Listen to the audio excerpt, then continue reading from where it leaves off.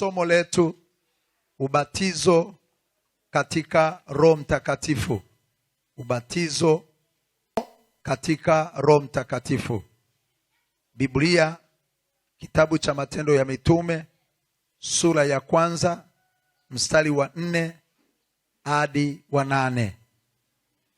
Matendo ya Mitume sura ya 1 mstari wa 4 hadi ule wa 8. Biblia inasema, hata walipokuwa wamekutana nao, naomba nirudie, hata alipokuwa amekutana nao, aliwaagiza wasitoke Yerusalemu, bali waingoje ahadi ya Baba, ambayo mlisikia habari zake kwangu, ya kwamba Yohana alibatiza kwa maji, bali ninyi mtabatizwa katika Roho Mtakatifu baada ya siku hizi chache. Basi walipokutanika wakamuuliza wakisema, je, Bwana, wakati huu ndipo unapowarudishia Israeli ufalme? Akawaambia, si kazi yenu kujua nyakati wala majira Baba aliyoyaweka katika mamlaka yake mwenyewe. Mstari wa 8, lakini mtapokea nguvu akiisha kuajilia juu yenu Roho Mtakatifu, nanyi mtakuwa mashahidi wangu katika Yerusalemu na katika Uyahudi wote na Samaria na hata mwisho wa nchi. Bwana Yesu asifiwe. Haya ndiyo maandiko yanayotuonyesha ubatizo wa Roho Mtakatifu. Tunaona ubatizo wa Roho Mtakatifu kuwa ni ahadi, lakini leo tuangalie ubatizo wa Roho Mtakatifu ambayo tumeyasoma yanatuonyesha hivyo. Matendo ya Mitume 1 mstari wa 4 hadi 8. Katika utangulizi, mwandishi wa kitabu hiki anajulikana kama Luka. Kwa taaluma yake, huyu Luka alikuwa ni dokta au tabibu. Mada kuu, Injili kuenea kwa ushindi kwa uweza wa Roho Mtakatifu. Tarehe ya kuandikwa kama mwaka 63 BK, yani baada ya Kristo. Na walioandikiwa ni Theofilo. Huyu Theofilo inadaiwa kwamba alikuwa mtu wa kawaida sana kama watu wengine, lakini alikuwa ni Mkristo aliyekuwa anawavuta watu sana katika Uyunani kwa ajili ya Kristo. Anapaswa kuwa mtu wa kuigwa huyu Theofilo. Yeye aliposikia habari za Yesu aliweza kumtangaza Yesu, na kwa hiyo akawavuta watu wengi wamwamini Yesu. Najua hata tunapookoka, hilo ndilo lengo. Bwana Yesu asifiwe. Hilo ndilo lengo la Mungu, kukuokoa wewe, kuwa nuru, kuwa chumvi, kuwavuta wengine ili wamwamini Yesu. Naomba nirudie tena. Lengo la Mungu kutuokoa sisi. Lengo la Mungu kukuokoa wewe. Uwe sababu ya kumfanya huyu Mungu hajulikane kwa watu wengine. Hatujamjua Mungu kukaa. Nikutie moyo tena kwamba tunafanya makosa, na lengo la Mungu kukuokoa wewe, lengo la Mungu kuniokoa mimi, ni kwamba tuwe sababu ya kumtangaza kwa wengine, ili wasiomjua wamjue huyu Mungu. Sema amina. Kusudi la kuandika. Namba A, Luka anaonyesha kuwa Injili ilipenya mipaka miembamba ya dini ya Kiyahudi hadi kufikia ulimwengu wa mataifa, licha ya upinzani na mateso. Kwamba pamoja na mateso, kama ambavyo tumemalizia somo leo la wanafunzi na maandiko, pamoja na vikwazo, pamoja na vizuizi. Hivyo watu wengine nyuma, nimesema kwenye hili kusudi la kuandika, pamoja na mateso ambayo Wayahudi waliyapitia, wanafunzi waliyapitia, bado injili ilipenya. Hebu mpigie Yesu makofi na vigeregere. Wengi wetu tumepita kwenye changamoto ambazo hata leo nisingekuwepo kama ningeweza kuogopa vitisho na mateso ambayo nimepitia au changamoto, nisingekuwepo. Lakini pamoja na upinzani ambao ulikuwepo kwa watu wanaokoka, bado injili ilipenya kwa ushindi. Haleluya. Namba B, Luka anafunua wajibu wa Roho Mtakatifu katika kuleta uhai wa kanisa na utume, akilitilia mkazo ubatizo wa Roho Mtakatifu kama kipaji cha Mungu ili kuliwezesha kanisa kuitangaza injili na kueneza huduma ya Yesu kwa watu wengine. Naomba nirudie. Luka anafunua wajibu wa Roho Mtakatifu. Sema wajibu wa Roho Mtakatifu. Sema wajibu wa Roho Mtakatifu ndani yangu. Wajibu wa Roho Mtakatifu ndani yangu ni kuleta uhai ndani yangu, ndani ya washirika wengine, ni kuleta uhai. Sema ni kuleta uhai.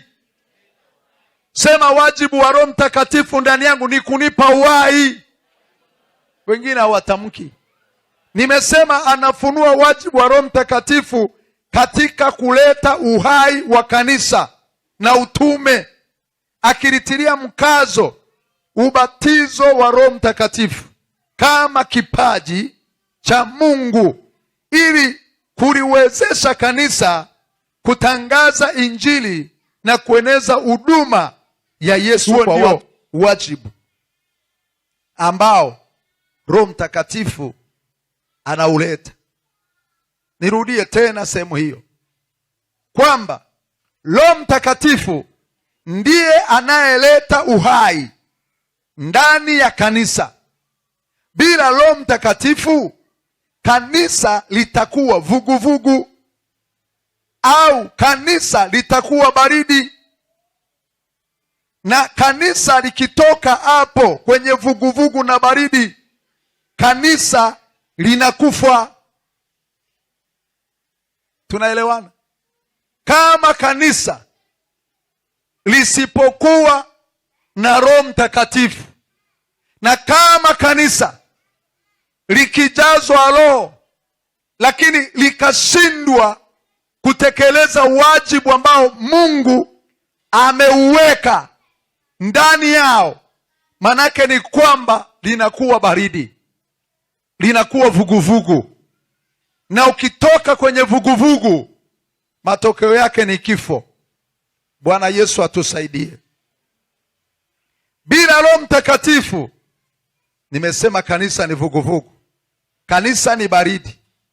Kanisa likitoka hapo linakufa, jambo ambalo Yesu hakubaliani nalo. Yesu hakubaliani nalo. Ndiyo maana Yesu akaja. Wapo waliohubiri kwa nguvu na madhihirisho ya Roho Mtakatifu, nguvu za Mungu zikiwa dhahiri. Walipopoa, Mungu alitumia mpango mwingine wa kuamsha. Bwana Yesu asifiwe. Tunaposema kanisa, tunamaanisha watu, yani wewe na mimi ni kanisa. Tunapoongelea kanisa, tunaongelea wasema hivi. Linapoongelewa kanisa, anaongelewa mimi. Tamka kwa sauti. Sema, linapoongelewa kanisa, anaongelewa mimi. Mimi ndimi kanisa. Neno kanisa linatokana na lugha ya Kiyunani, eklesia, watu walioitwa kwa kusudi maalum la Mungu. Wanaume wakafanya nini? Wakajaa Roho Mtakatifu. Nini tunachojifunza? Kwamba tendo la kujazwa Roho Mtakatifu halikuishia Yerusalemu. Lilikuwa ni tendo endelevu. Wayahudi walijazwa, mataifa wakajazwa, na watu wengine mataifa wakaendelea kujazwa. Bwana Yesu asifiwe. Kwa hiyo swala la ujazo, swala la ubatizo wa Roho Mtakatifu, mpaka sasa Mungu anatafuta watu wajazwe Roho Mtakatifu. Bwana Yesu asifiwe. Sema, Mungu ananitaka nijazwe Roho Mtakatifu. Sema, Mungu ananitaka nibatizwe kwa Roho Mtakatifu. Bwana asifiwe. Wangapi wamebatizwa kwa Roho Mtakatifu? Usipunge mkono wala hujawahi kujazwa. Bwana asifiwe. Unajua hakuna kitu kibaya kujihesabia haki. Yaani ukishajihesabia haki kwamba mimi tayari, manake hutokuwa na shauku ya kujazwa. Kama hujajazwa, unakuwa wazi, na huko mbele tutakuonyesha hatua za kujazwa. Bwana Yesu asifiwe. Yaani kubatizwa. Muktadha wa vifungu hivi tulivyovisoma unaonyesha hii ilikuwa kawaida katika Ukristo wa awali au kanisa la kwanza. Waamini kubatizwa katika Roho Mtakatifu, na huu ni mfumo wa Mungu wa kudumu kwa kanisa lake. Yaani swala la kubatizwa Roho Mtakatifu ulikuwa ndio mfumo. Ndiyo maana umeona katika Matendo ya Mitume ambayo tumemaliza kuisoma, hii sura ya 19, Paulo anauliza swali, je, mlipoamini mlibatizwa ubatizo wa Roho Mtakatifu? Je, mlipoamini? Hilo ni swali ambalo kila muamini ajiulize. Ni swali ambalo mchungaji ninauliza.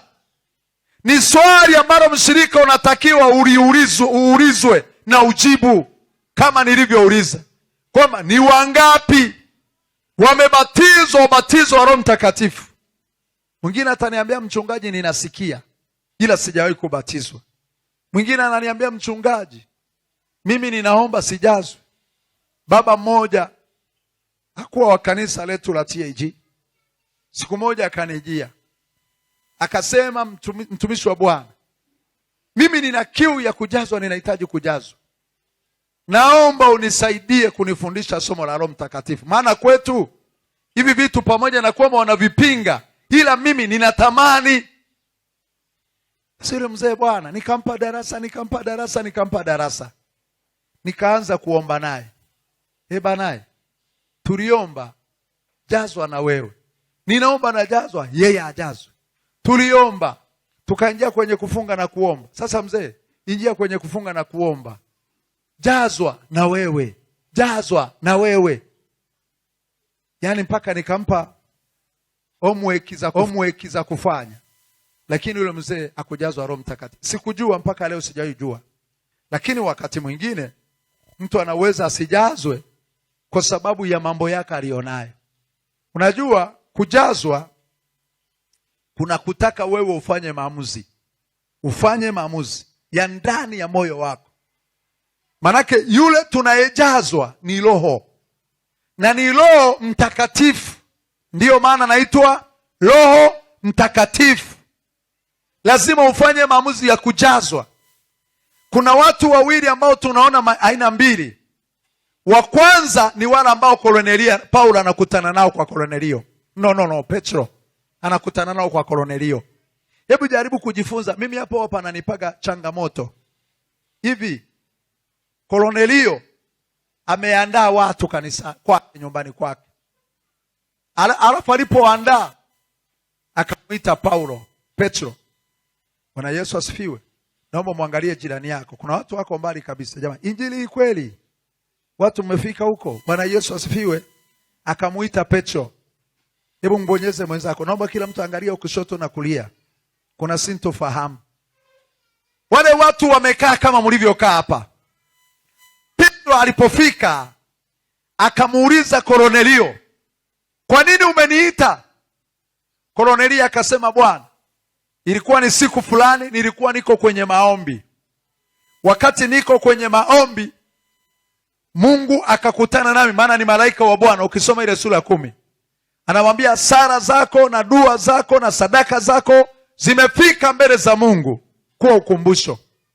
Lakini malaika akaniambia, tuma watu Yafa wamuite mtu aitwayo Simoni Petro, yeye atakwambia wewe na nyumba yako ya kupasayo kufanya. Na sisi tuko hapa tusikilize neno.